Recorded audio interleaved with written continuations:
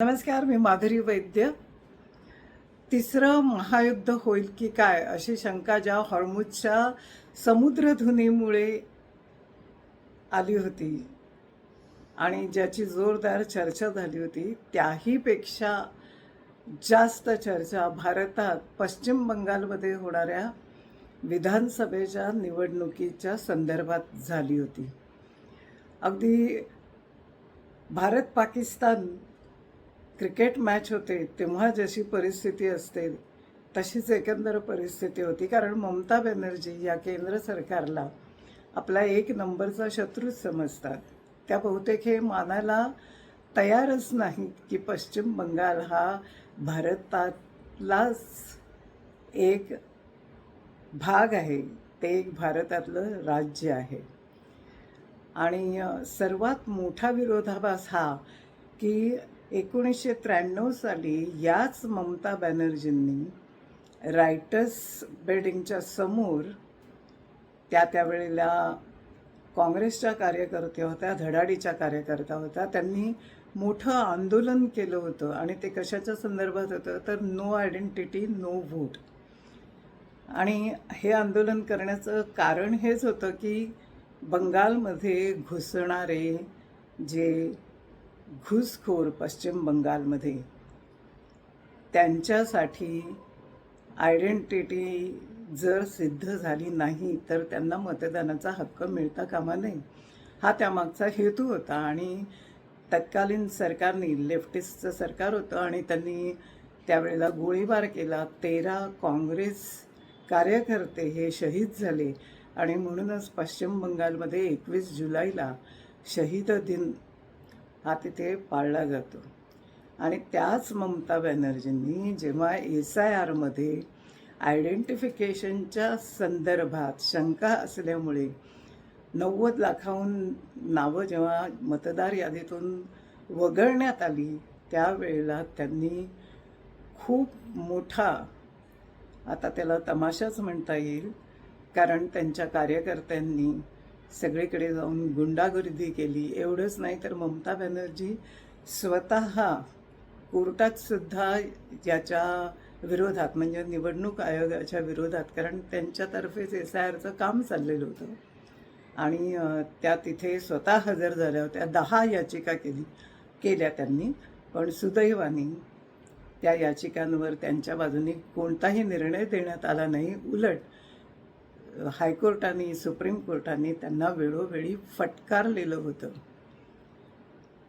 आणि हे एकच कारण, जनतेचा जो या मतदानाविषयीचा जो उत्साह होता तो वाढण्याचं कारण नव्हतं. त्यामागे अनेक कारणं होती. एकतर TMCच्या लोकांची गुंडागर्दी.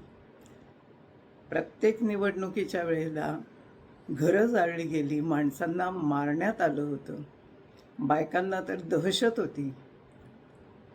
रेपचे, म्हणजे बलात्काराचे अनेक प्रकार उघडकीला आले होते. आणि तरी देखील ममता बॅनर्जी स्वतः स्त्री असून असं म्हणाल्या की संध्याकाळी 7 नंतर घराबाहेर जायची गरज नाही, म्हणजे बायकांना.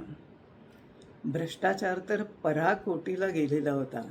आणि अशा अनेक कारणांमुळेच ही निवडणूक अत्यंत महत्त्वाची अशी झालेली होती.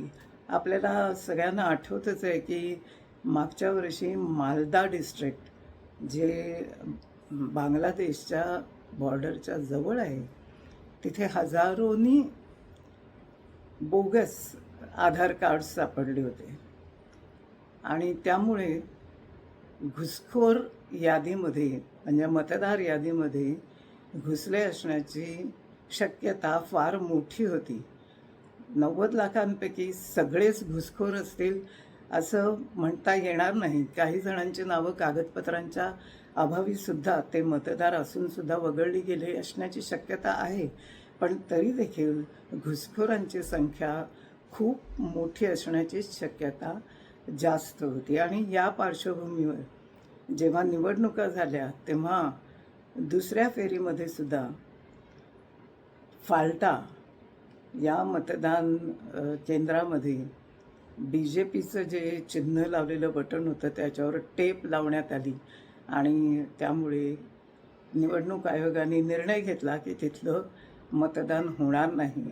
अजूनही ते मतदान झालेलं नाही आहे आणि ते 21 मे रोजी होणार आहे. आणि तरीही आत्तापर्यंत जे आपल्याला दिसतं आहे त्यावरून हे स्पष्ट झालेलं आहे की आता ममता दीदीचं सरकार हे पश्चिम बंगालमध्ये राहणार नाही.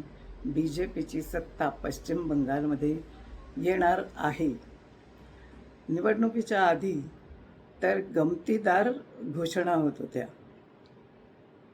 BJP आजची, ममता बॅनर्जी ज्याची, तर तिच्या समर्थकांना मात्र अगदी ज्या नेहमी सफेद साडी नेसतात आणि पायी सगळीकडे जाऊन लोकांमध्ये मिसळतात त्याच बहुमताने सत्ता स्थापन करणार आहेत. उलटसुलट प्रतिक्रिया येत होत्या. एका मतदारांनी तर सांगितलं की बहुतेक काट्याची टक्कर होईल आणि त्यामध्ये अधांतरी सरकार स्थापन होईल अशी शक्यता जास्त वाटते. पण या सगळ्याच्या अतिशय विरोधातलं असं मतदान झालं आणि BJP अक्षरशः क्लिअर मेजॉरिटीने बंगालमध्ये, पश्चिम बंगालमध्ये सत्ता स्थापन करण्यासाठी तयार झालेली आहे. आणि त्यामुळेच फक्त घुसखोर हेच एक कारण नव्हतं, तर पराकोटीचा भ्रष्टाचार, त्याचप्रमाणे महिलांवर होणारे बलात्कार आणि त्या संदर्भात ममता दीदींचं एकंदरीतच जे जाणून बुजून झालेलं आहे असं दुर्लक्ष लोकांना जाणवत होतं. आणि त्यामुळेच यावेळेला मतदारांचा टक्का हा वाढलेला होता.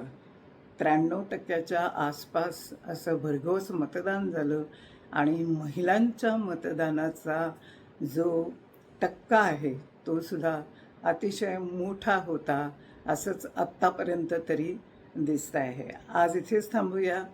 पुन्हा भेटूया. व्हिडिओ आवडला तर लाईक करा, शेअर करा, सबस्क्राईब करायला विसरू नका. धन्यवाद.